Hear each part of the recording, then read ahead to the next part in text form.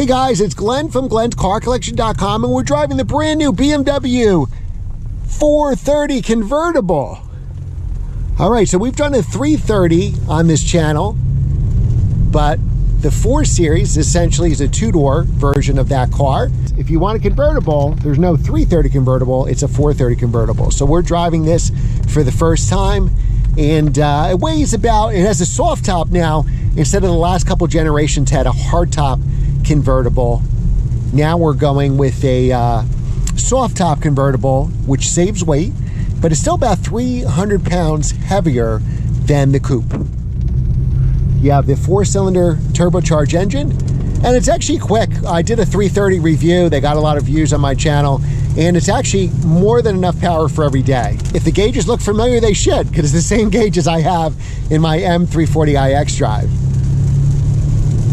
Now, you could also, coming available very soon, will be an M4 convertible, which I believe will only come in competition, so you can get it in all-wheel drive or rear drive. I think the M4, I don't know if there'll be a base version, I hope so, of the M4 that you can get in stick. Just drove an M4 stick today, so that's only the base, not the competition. So make sure, I don't know which video I'm going to post first, so remember to like, share, and subscribe, and hit the notification bell, because you won't want to miss that video. But so far, this feels very similar. They hide the weight well, they really do. Let's see as we get into steeper turns here if I still feel that way. Because my M340iX drive is certainly no lightweight.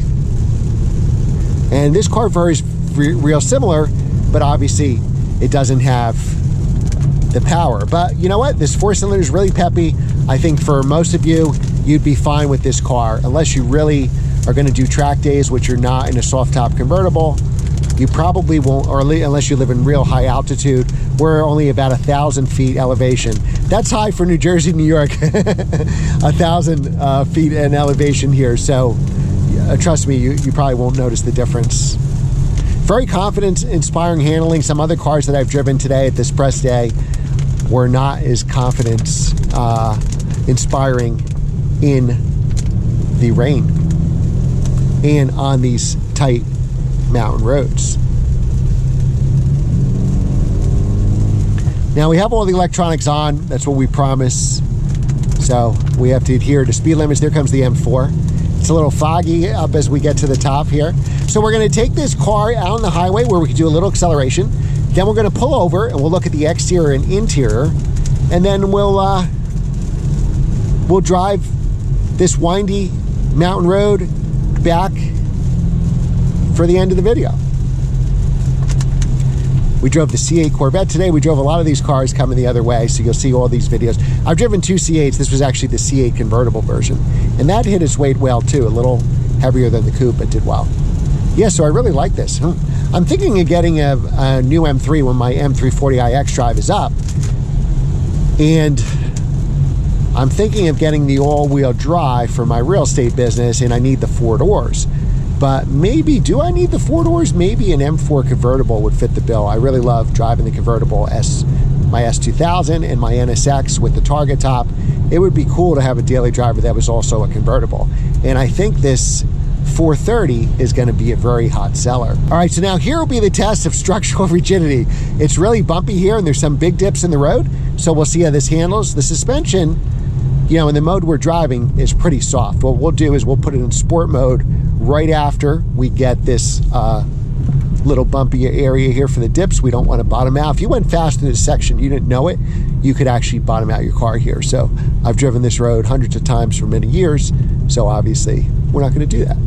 All right, so now what we'll do is we'll put it in sport mode. And there's also individual ways to configure it.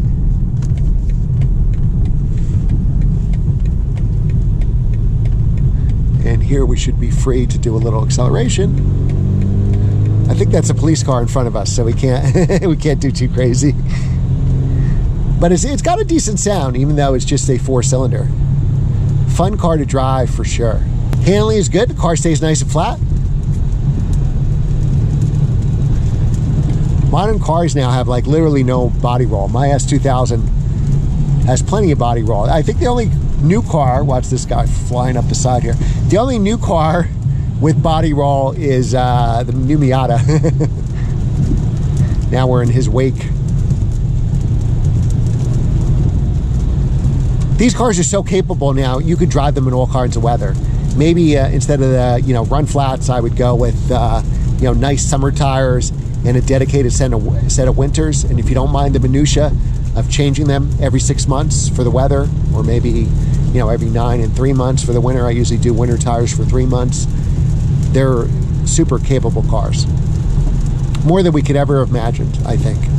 All right, so we're going to turn around here. This will allow us to test the brakes. All right, we'll get into a little bit of the ABS because it was wet out. All right, so now if we slap the stick over to the left, we can actually drive in manual mode. So now when we accelerate on the highway after the Civic, we'll try it with the paddle. So we're in sport mode. And now we can shift manually.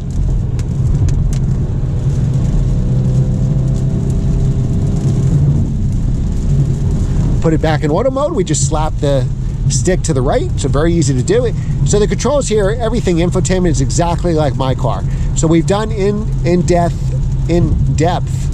videos of my M340 xDrive, which is 2020. Everything is exactly the same here. We don't have to spend time on it in this video. Watch those 20 videos of that car where I go over everything. My least favorite feature of my car is the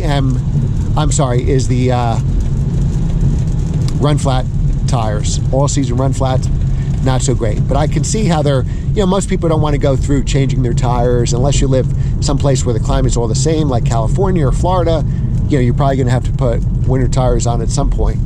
Certainly if you're here in the Northeast, tires is even more important than drive wheels. All right, guys, so let's take a look at the BMW 430 convertible. Face only a mother can love. Now, these grills are different than the M3, M4. Check out my 440 M440 video I did and the M4 video, and you can see that the grills, the design is actually different. So nice looking car in white. They finally, after 2 generations, went back to the soft top. They haven't had a soft top convertible actually since the E46. The E93s were all hard top. In the last generation, the F83 was hard top. Now, since the 2 doors, this is only in the 4 Series, not the 3 Series variant. It's very similar. Obviously, the amount of the doors is different. Good looking car. Now you have the 4-cylinder here instead of the 6-cylinder that I have in my M340 iXDrive. And let's take a look at the interior. Here, sorry, I hear cars coming. So here you have the soft top, soaking wet in this rain. It's been pouring all day. Beautiful interior. I really like this red interior.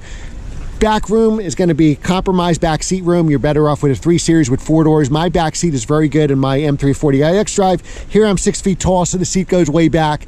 You don't have much headroom or leg room, unfortunately, in the convertibles. Everything here is as on my car, all the controls. So I'm right at home here in the 3 Series. If you have the M4, you can get like a carbon fiber wheel here, but you have the same heads-up display I have in my car. Same interior trim, same lighting. This can be changed. Mine has the blue lighting. You could do orange. You could do all different colors you want. Visibility is pretty good. You do have a blind spot in the C-pillar if you're looking over your shoulder like you should to pass somebody on the highway. Key is the exact same as my 340, so no difference there. Steering wheel the same, the paddles. But this 4-cylinder has a lot of pep because it's very torquey. Now we're going to get back on the highway, we'll loop around, and then we'll go back in that mountain road to finish up the video. It drives really well. I'm impressed, just like my car. I think the suspension in the 330 is a little softer than my M340 because I have a more, and that was the bumps on the road. Every car gets choppy over there.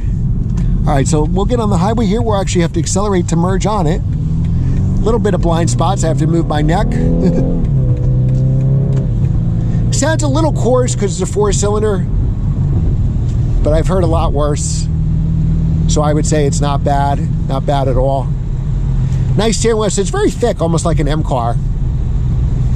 Sometimes that thickness of the steering wheel, if you were driving 2 or 3 hours at a pop, you have to kind of get a cramp in your hand because the steering wheel is so thick. All right, so we're going to stop here and we'll make this U-turn, so we'll have to stop here in the rain. All right, so they put this right in the fast lane, so we're a little into the ABS making that turn, and now we can accelerate on the highway. Let's try acceleration. We are in sport mode, so it gives us a little more sound. Sport mode also keeps the car the on and off stop and start. If you leave it in comfort mode, when the engine's warm, it'll stop at, say, traffic lights, stop signs, restart. If you keep it in sport mode, it won't do that.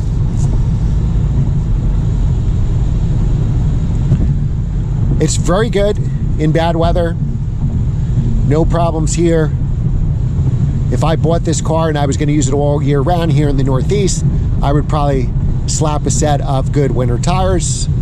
But if you get the all-season, so far my all-season run flats on my M340iX drive, and why I haven't changed them, just because it's a lease and we're about halfway through the lease, so it probably doesn't make sense. But if you're going to encounter really deep snow, I'm sure this would be phenomenal with those proper winter tires. Is the sun coming out? It's hard to tell.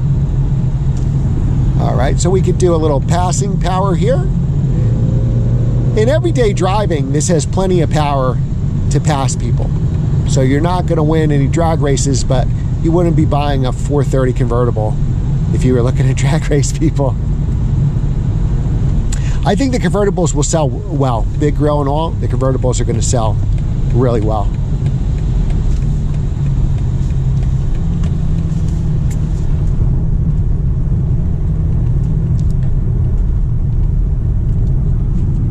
All right, so we're going to merge here. All right, so the roads are actually clearing up. That's great.